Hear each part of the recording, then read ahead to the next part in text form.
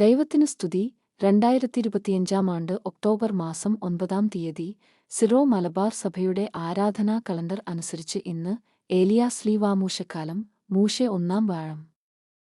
ഇന്നത്തെ വചനഭാഗം 1 വായന ഹെബ്രായർക്കുള്ള ലേഖനം അദ്ധ്യായം 10 വാക്യങ്ങൾ 1 മുതൽ 10 വരെ.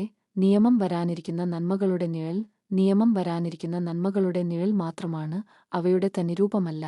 അതിനാൽ ആണ്ടുതോറും ഒരേ ബലി തന്നെ അർപ്പിക്കപ്പെടുന്നെങ്കിലും അവയിൽ സംബന്ധിക്കുന്നവരെ പൂർണ്ണരാക്കാന് അവയ്ക്ക് ഒരിക്കലും കഴിയുന്നില്ല. അവയ്ക്കു കഴിഞ്ഞിരുന്നെങ്കിൽ ബലിയർപ്പണം തന്നെ നിന്നുപോകുമായിരുന്നില്ലേ? ആരാധകർ ഒരിക്കൽ ശുദ്ധീകരിക്കപ്പെട്ടിരുന്നെങ്കിൽ പിന്നെ പാപത്തെക്കുറിച്ച് യാതൊരു അവബോധവും അവർക്കുണ്ടാകുമായിരുന്നില്ല. എന്നാൽ ഈ ബലികൾ മൂലം അവർ ആണ്ടുതോറും തങ്ങളുടെ പാപങ്ങൾ ഓർക്കുന്നു.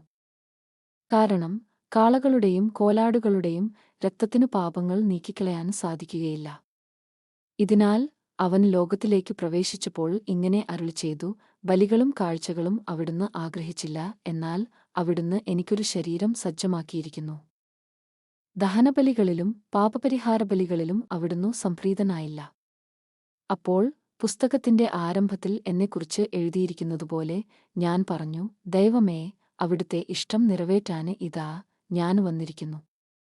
നിയമപ്രകാരം അർപ്പിക്കപ്പെട്ടിരുന്ന ബലികളും കാഴ്ചകളും ദഹനബലികളും പാപപരിഹാരബലികളും അവിടുന്ന് ആഗ്രഹിക്കുകയോ ഇഷ്ടപ്പെടുകയോ ചെയ്തില്ല എന്നു പറഞ്ഞപ്പോൾ തന്നെ ഇങ്ങനെ കൂട്ടിച്ചേർത്തു: അവിടുത്തെ ഹിതം നിറവേറ്റാന് ഇതാ ഞാൻ വന്നിരിക്കുന്നു. രണ്ടാമത്തേതു സ്ഥാപിക്കാനായി, ഒന്നാമത്തേത് അവൻ നീക്കിക്കളയുന്നു. ആ ഹിതമനുസരിച്ച് യേശുക്രിസ്തുവിന്റെ ശരീരം എന്നേക്കുമായി ഒരിക്കൽ സമർപ്പിക്കപ്പെട്ടതുവഴി നാം വിശുദ്ധീകരിക്കപ്പെട്ടിരിക്കുന്നു.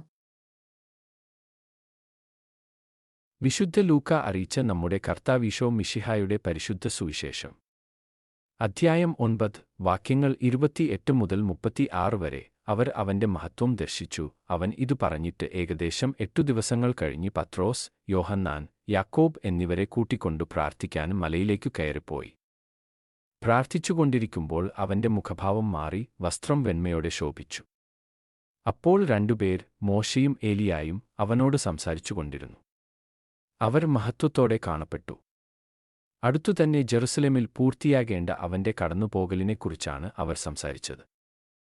നിദ്രാവിവശരായിരുന്നിട്ടും പത്രോസും കൂടെയുള്ളവരും ഉണർന്നിരുന്നു.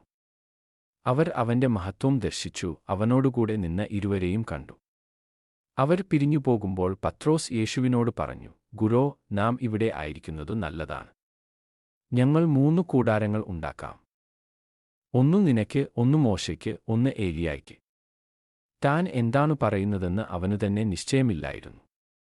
അവൻ ഇതു പറയുമ്പോൾ ഒരു മേഘം വന്ന് അവരെ ആവരണം ചെയ്തു. അവർ മേഘത്തിനുള്ളിലായപ്പോൾ ശിഷ്യന്മാർ ഭയപ്പെട്ടു.